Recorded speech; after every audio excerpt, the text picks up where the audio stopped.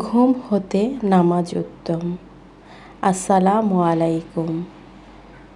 ফজরের নামাজের সময় এখন। আমি ঘুম থেকে উঠেছি। ওঠার পরে ভাবলাম আপনাদের সাথে এই সময়টা শেয়ার করি।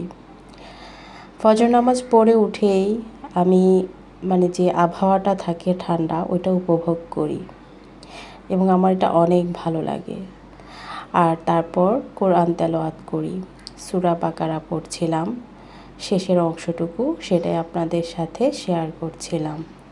তো যাই হোক, যে যেখান থেকে বসে আমার ব্লগটি দেখছেন, আপনাদের সবাইকে জানাই আমার এই ছোট্ট চ্যানেলের ছোট্ট ব্লগগুলোতে অনেক অনেক স্বাগতম ও ভালোবাসা।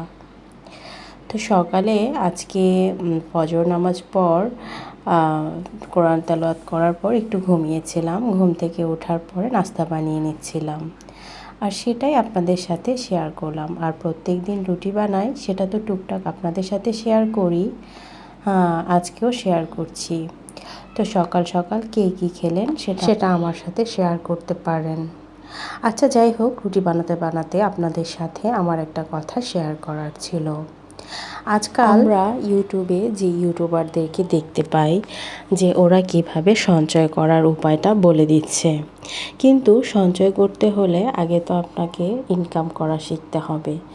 আপনাকে চেষ্টা করতে হবে দুটা পয়সা কিভাবে বাড়তি ইনকাম করা যায়। আপনি একজন গৃহিণী, আপনি একজন বেকার ছাত্র, একজন ছাত্রী, কিন্তু আপনি পার্ট টাইম জব করতে চাচ্ছেন বা পার্ট টাইম কিছু একটা করতে চাচ্ছেন।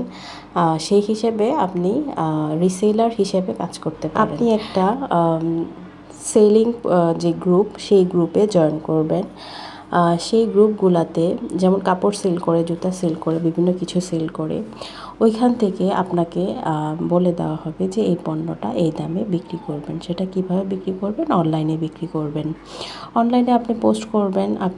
আপনার কাজ হচ্ছে আপনি সেল করার পরে ওনাদের অ্যাড্রেসটা নিয়ে আপনি যে গ্রুপে জয়েন হয়েছেন সেই মডারেটর বা যেই যার সাথেই জয়েন হয়েছেন, যে গ্রুপে জয়েন হয়েছেন, সেখানে আপনি দিয়ে দিবেন বা যার কাছ থেকে নিয়েছেন তাকে দিবেন। এটাই হচ্ছে আপনার কাজ। আর আপনার ইনকামটা হচ্ছে ওইখানে যে মূল্যটা নির্ধারণ করা থাকবে সেখানে আপনি 50 অথবা 100 টাকা বাড়িয়ে বলবেন।